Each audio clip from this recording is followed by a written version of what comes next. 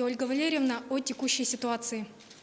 Добрый день, уважаемые жители Республики Саха-Якутия. На настоящий момент санитарно-эпидемиологическая ситуация в республике остается напряженной и находится под контролем органов государственной власти и органов местного самоуправления на территории нашей республики. На 9 декабря 2020 года выявлено управлением Роспотребнадзора и зарегистрировано 203 новых случая коронавирусной инфекции. При этом на столицу нашей республики приходится 99 случаев. Необходимо обратить внимание на стабильное пока еще без снижения выявления случаев в таких районах, как Мегино-Кангаласский, Нюрингринский, Мирнинский.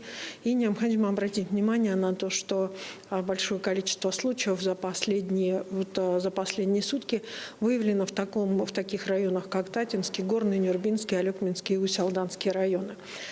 Переход заболевания в районы центральной группы говорит о том, что основная группа заболевших там, те, кто оказался зараженных, это лица возраста старшего поколения.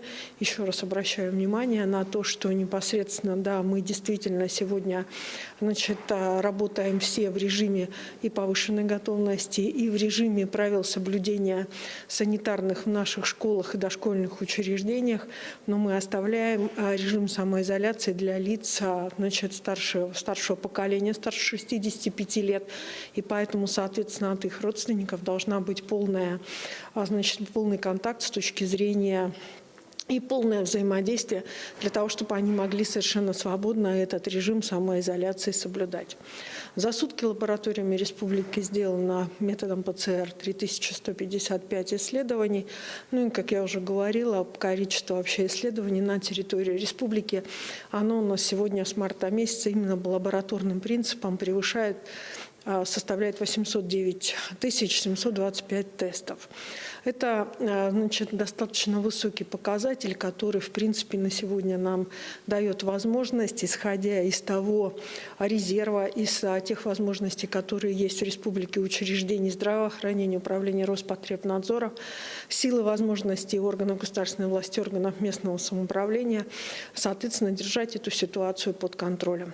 В республике также продолжают выздоравливать люди в достаточно большом количестве, для которых у нас на настоящий момент в оперштаб поступило соответствующее заявление о скорейшем открытии реабилитационных коек постковидного характера в Нюрбинском улусе, потому что это сегодня одно является из востребованных, в общем-то, позиций гражданами нашей республики.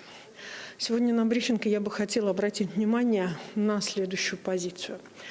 Многие указания, которые ранее Роспотребнадзора носили рекомендательный характер, на настоящий момент носят обязательный характер.